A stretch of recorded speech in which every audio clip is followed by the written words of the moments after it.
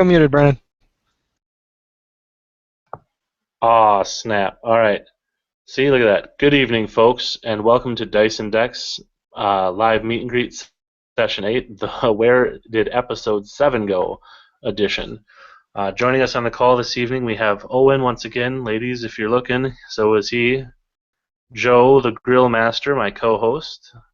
David Paleo, Editor-in-Chief, and Ethereal. So we got a new guest on here. We're going to go ahead and get him ready, tenderize the meat, get ready for the seasoning, and let the grill master do what he's best at. Go ahead, Joe. Hey, what's up, Ethereal? Welcome to the show. Thanks for joining the conversation. I'm going to start you off with a couple get to know you questions. How's that sound?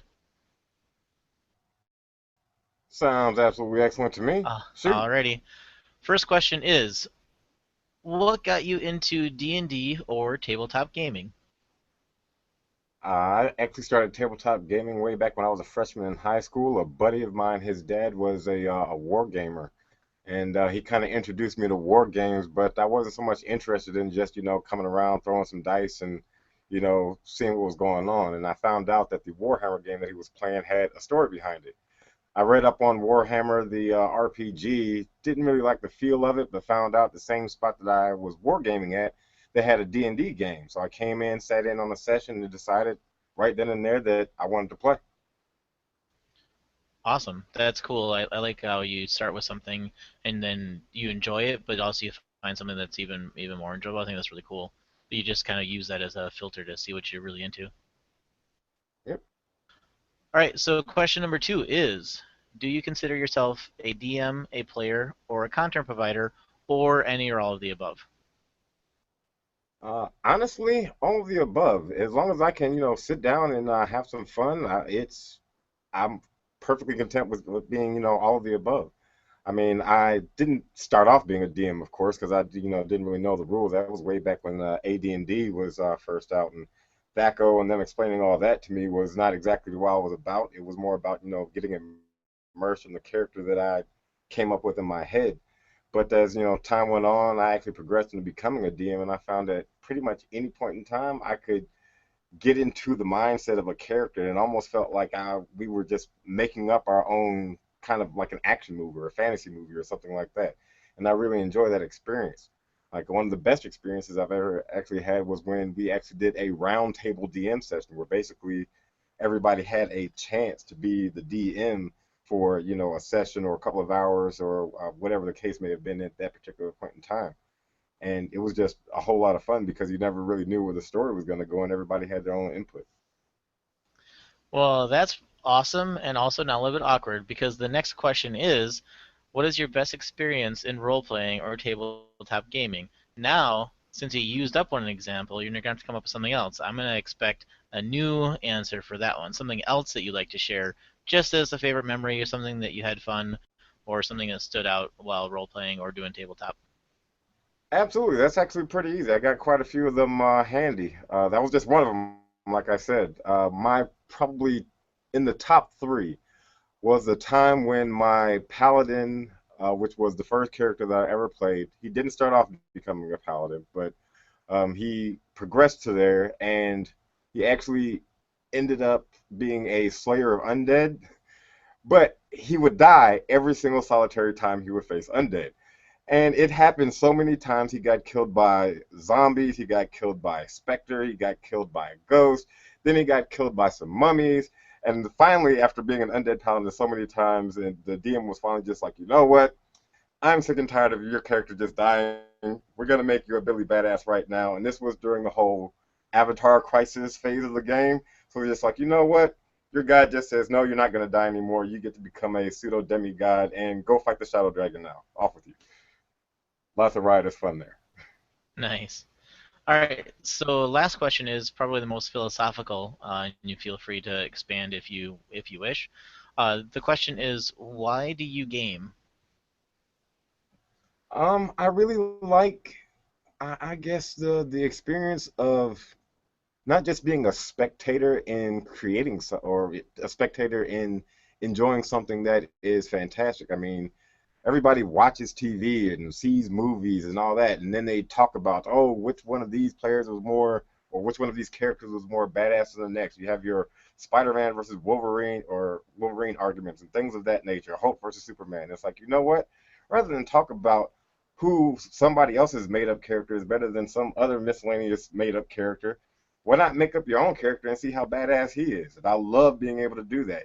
Coming up with the concept myself, going through the process of seeing what miscellaneous adventures he goes on that I really have nothing to do with besides choosing which direction I choose to go and which bait that I take that's, part of the plot. And that's just a whole hell of a lot of fun to me. It's no longer speculation on what somebody else created. It's speculation and fulfillment in something that I helped to create. Yeah, that's awesome. The creative aspect of it for me is also really huge. Being able to do that kind of stuff, like you said, just you're not living in somebody else's world. You're making the decision as far as what's going on, what's happening. I think that's really awesome. So Owen did post a question, and that wasn't a skipped over. We just had to do our grill test, and you passed. Congratulations. Welcome to the channel, as we said. Thank you. So Owen just wanted to hear a little bit more about the roundtable DMing experience. If you wouldn't mind going into a little more depth as far as either a little bit more how that was set up, and then also if there was any pros or cons to that sort of design. There were definitely some cons to it, but let me start with the pros.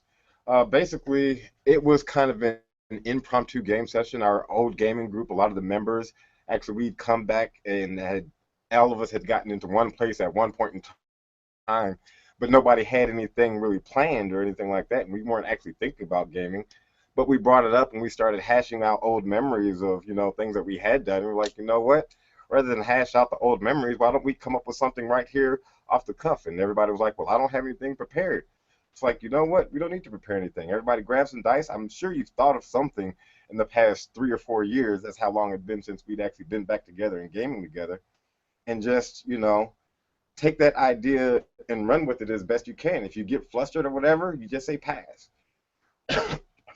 And it ended up with being a very creative and chaotic mess of just craziness that was rip-roaring fun. I mean, there wasn't a whole lot of rulings and stuff like that going on. It was a lot more just free form. It was almost like what's the term that I'm looking for? When they get on stage and just ad lib non-stop. The term will come to me sooner or later. But basically, it was a whole lot of ad-libbing. And every now and again, when you needed to do something that was contrary or engaged in like a fight or something like that, then dice would come out. But it was more just Like improv free-form stuff. storytelling than anything else and just seeing where the story took you. The downside to that was that things ended up over the course of the night getting crazier and crazier. But like I said, nobody really anticipated doing that then and there. It was just something that we picked up at the spur of the moment. We still have riotous laughter about a couple of characters and the thing that happened on that particular night. But yeah, it was a get together of friends, so it ended up kind of degrading pretty quickly into almost a Monty Python kind of thing. That's always fun though, so no worries there. Owen's got a follow up. Why don't you go ahead? I guess just I'm kind of wondering, were the DMs, I guess, was it all kind of in the same world? Obviously, it seems like it wasn't really too sequential, or maybe it was, I guess. But I guess how did it flow between sessions and between DMs? It was all one session, right, in which everybody kind of took a turn. It was kind of 3 sessions. Like I said, we were all in town again. We were actually at Dragon Con, so we were all in town for the long weekend. The first session happened the first night, and I don't know how much anybody knows about Dragon Con, but when you're at Dragon Con, what happens there kind of stays there. But we were doing a little bit of drinking, and we party part of the night, went out, had some more fun, came back the next day. We kind of picked up where we left off. It was a little bit more ordered then because, well, we weren't drinking at that particular point in time. We picked up and we actually were down in the gaming area of Dragon Con. And while we were waiting in between events where they were actually having, scheduled gaming, we just kind of picked up where we left off, and we kind of got a little miniature crowd of people around us, like that were laughing about the miscellaneous stuff that we'd done. And this character, oh my God, I'm trying to remember his name now. Well, basically, our characters scared the crap out of this guy by pretending that they were vampires and literally chased him around an entire city and did nothing but scare this poor pseudo innocent soul to death, who was actually just a thief who had tried to rob one of our characters. And we just ran around the town scaring the crap out of him. But we basically turned him into a hireling, so to speak, and ended up going into, I can't even remember the name of the dungeon now, but we literally spent the better part of 2 hours. He was trying to run away, chasing him down and making him feel very, very, very, very, very bad about having a pickpocket a character of ours. Awesome, David. Did you have any questions for Ethereal on this? Any of the? I know you were typing in chat about the round table. I've never done it before. Did you have anything else you want to add to that? I'm doing it currently, but we're doing it session by session. We take someone else and let them GM afterwards, and versus doing it all in like just a few sessions. So far, it's turned out really great. The only problem I can see if you have like a new GM and they don't know exactly everything, it can be kind of slow. But other than that, it's extremely fun so far from what I've experienced, and people's ideas are great. Cool. But yeah, that's all I have to say for it. Nice. Brennan, I didn't know if you were still having a little bit of difficulties. Have you taken care of anything else? What do you got? Are you back with us yet or no? Yeah, no, I'm back. So apparently, like 10 windows is the limit for my laptop. Sorry. I got everything all straightened out here, though, I believe. My only thing that I wanted to say was I like the answer to number 4 out of the grilling questions the best. Like Joe said, welcome to the channel. We're glad that you're joining us tonight, and there is a bonus about surviving the grilling. You actually get to ask us questions as well. So I won't put you on the spot and say if you have anything that you want to ask us, right off the bat, unless you're ready to go. But if you want to start thinking of questions, that's pretty much all I'll add to the conversation. Go ahead, Joe. I don't have a whole lot of questions either. As I said, well, before we started live, I'm tired as all get out. I had a pretty crazy day at work, so I'm just gonna be flying off the cuff, I guess. um, and you got something? Sorry. Yeah, Ethereal. I just like to hear about Dragon Con. I've never really gone to a gaming convention, and I definitely have an interest in doing so. But you're talking about having like a gaming area, some organized gaming, and I don't know, want to just tell us a little bit about it? Sounds like it'd be pretty awesome. Oh yeah, I mean, Dragon Con is an experience in and unto itself, man. You have, I don't, well, you said you've never really been to a convention, but there's a wide variety and an eclectic variety. You have board gamers, LARPers. You have people who just like to do like cosplay. You've got all kinds of panels and stuff going on. There's anime, you know, focuses to it. There's an actual at Dragon Con. There's a costume contest, but the reason that I started going to Dragon Con was pretty much the same reason that well, because I got into D&D. And the gaming area there is absolutely massive. They have this whole convention room that they actually have.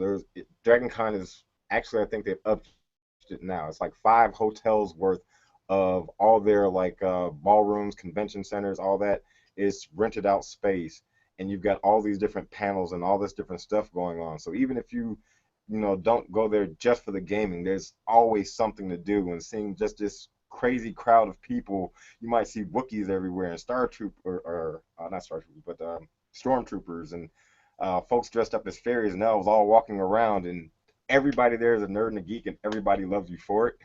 It's absolutely amazing. But the gaming area there is so off the wall. They're always playtesting new stuff. They're showing you the ropes on basically the new systems that come out.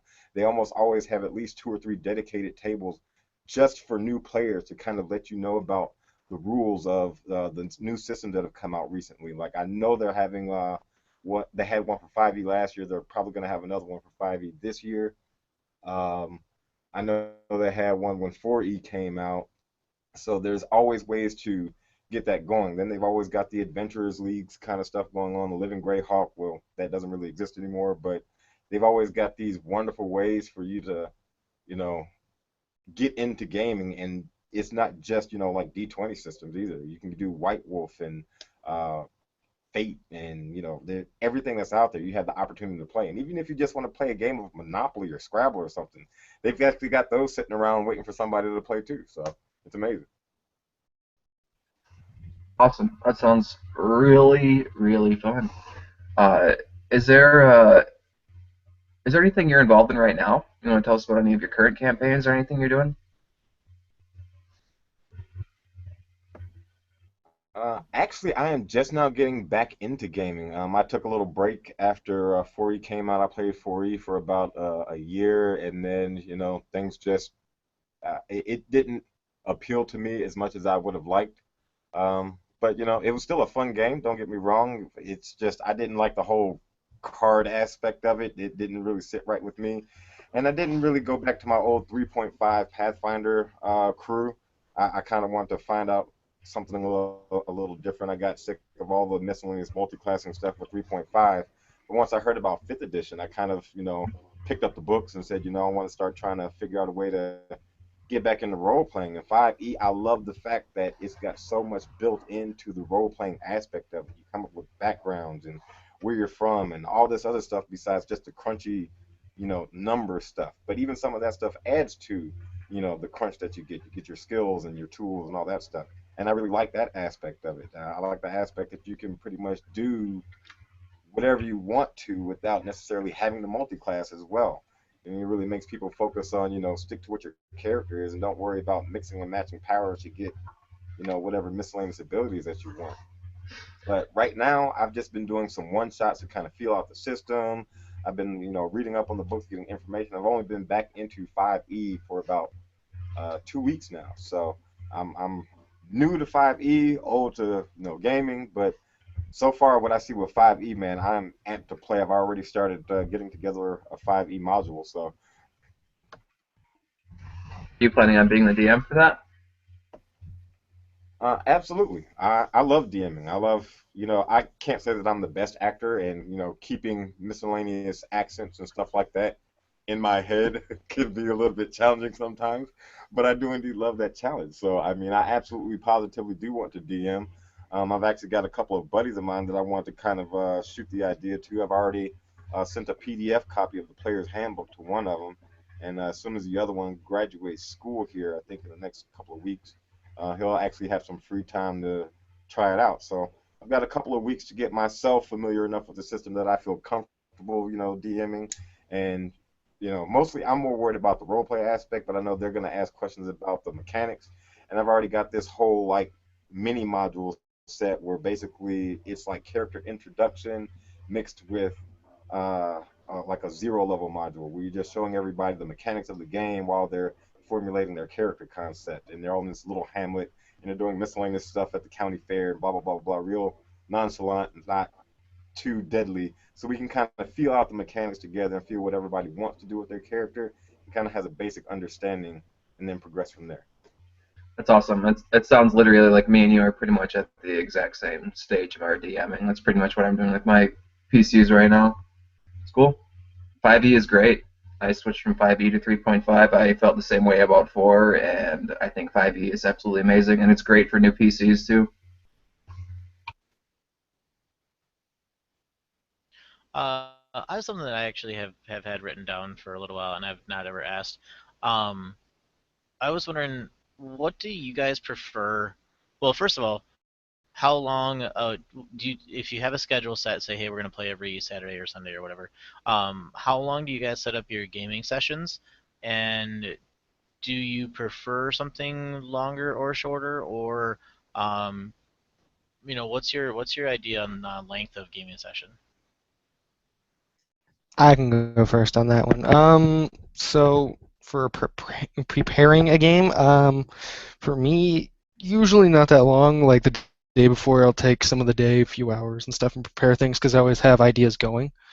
Um, but for everything else, I don't mind long sessions, and I don't really like too short of sessions. Maybe 3 to 4 hours is probably the best, but I can do long sessions. The longest I've played was a total of 16 and a half hours.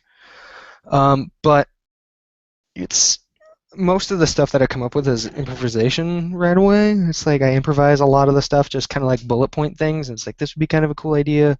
Let's break it down to see exactly what happens. And if someone takes that path, I'm like, okay, and then branch out more. I make almost lists in my head, and I just keep those things kind of going before actually preparing things. I don't like to railroad people, so I'm very sandbox gamer, I should say. So that's usually my take on it. Yeah, Brennan's the same way as far as doing the sandbox thing. No railroad. Ethereal, what about you? What about your? Do you have a preference on length of gameplay, that kind of thing? Actually, I found that prepare as I might, there's nothing that's going to guarantee that my PCs are going to go the way that I've intended for them to go. So I usually have a fairly David, I guess it is. David said I usually try and have something in my head about the things that I want to do and that I'd like to do, and I usually have like a list of monsters and stuff like that, and a list of names that I've got ready, and at least a list of or at least one or two NPCs that I pretty much know are going to interact with the party, and then kind of feel where they're going from there, whether they want to go towards the adventure that I listed out for them, or if they want to try and explore something else that may have been like some minute detail that they picked up that I said in the last session and try and take that to somewhere new. But a lot of the times too, I kind of like sharing the preparation process. Like anytime, I especially love, no, don't get me wrong, I love built worlds like Forgotten Realms, Greyhawk, etc. But I love homebrew worlds because I love to be able to have the opportunity to say, okay, your character has this facet going on from you. You're a fighter. Well, are you a noble? Or are you a peasant? Or are you part of an order or whatever? And I actually give the characters and the players an opportunity to build that facet of the world and then incorporate that into the story some way, somehow. So even if they don't want to go on this adventure, say they want to go and see what's going on with their order, I have some idea in my head about what's going on with that, and I can center some kind of adventure around that. I usually have a couple of things that I've like planned, but that aren't